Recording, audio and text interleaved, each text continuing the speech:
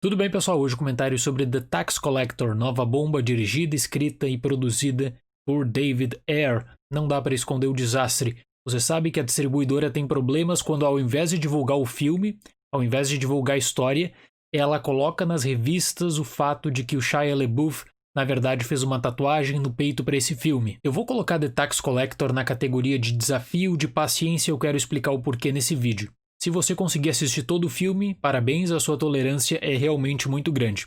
Por que eu digo isso? Porque o roteiro do David Ayer é uma das maiores aberrações que eu vi nos últimos tempos. Ele propõe, talvez, o filme de máfia mais vazio da história. O nível de produção geral é muito baixo, o argumento do filme, na realidade, é digno de risadas. São 60 minutos apenas para explicar a história. Parte do elenco, com todo respeito, na minha visão, teria grandes dificuldades de conseguir um papel para um filme de conclusão de curso de uma faculdade dos Estados Unidos. Você tem um show de estereótipos, apropriações culturais questionáveis, tudo isso em torno do Shia LaBeouf. Eu estava analisando a lista dos filmes mais alugados nessa última semana nos Estados Unidos e The Tax Collector é o número 1. Por quê? Porque esse tipo de filme desperta curiosidade por conta dos nomes envolvidos, além do Shia, claro, o David Ayer na direção. Eu duvido que 99% das pessoas que alugaram, deram play no filme, na realidade pagariam ou pelo menos assistiriam um filme apenas por conta da sinopse. E o que aumenta o desastre e a impressão negativa é que estava sendo construída toda uma narrativa de volta por cima na carreira do Shia. Aqui eu tenho que ser justo, esse filme é de 2018, ficou 2 anos na geladeira, ninguém queria distribuir, só chegou para aluguel por conta da pandemia. O fato, no entanto, é que o Shia não é o protagonista é o Bob Soto, que interpreta o David, um homem que aparentemente tem uma família perfeita, só que mantém ela com um dinheiro ilícito coletando contribuições na região de Los Angeles. Então, nos 30 minutos iniciais, nós temos uma explicação de como tudo isso funciona, e aí somos apresentados também ao Creeper, interpretado pelo Shia, que é fundamental para a operação, é fundamental para coletar o dinheiro. E aí eles tentam engatar a história com o retorno de um rival que coloca toda a distribuição de dinheiro em jogo. Bati os 55 minutos de filme quando ocorria de fato a primeira cena de ação de The Tax Collector. Lembra que eu falei que era um filme de paciência? Bom, quem não dormiu ou quem não desistiu do filme teve a oportunidade de assistir uma das piores cenas de tiroteio que eu tenho na minha memória recente no cinema.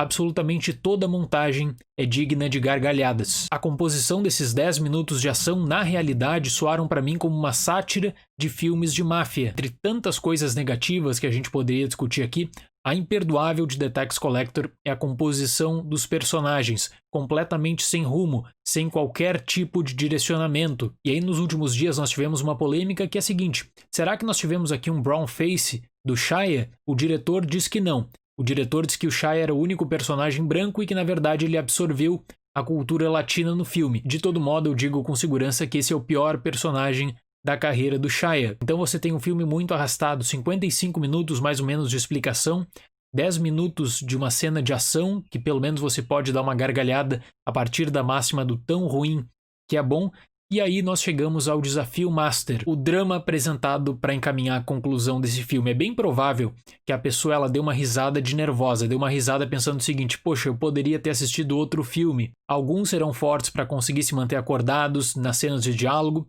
alguns serão fortes para conseguir superar a cena de ação, mas nem todos vão conseguir superar esse drama, nem todos vão conseguir superar uma série de flashbacks que existem que deveriam estar num livro de cinema do que não fazer, como não utilizar o flashback. Sem contar que toda a estrutura em torno desse drama final, desde os closes até a trilha sonora, é muito ruim, muito baixo nível. E aí o filme ele ainda tem a audácia de sugerir uma continuação, que eu realmente espero que isso não aconteça nunca. E dentro de todo esse absurdo que é The Tax Collector, eu proponho uma teoria igualmente absurda para explicar o desfecho final, que é a seguinte: o David Ayer, ele notou que ele tinha um filme muito, mas muito ruim em mãos.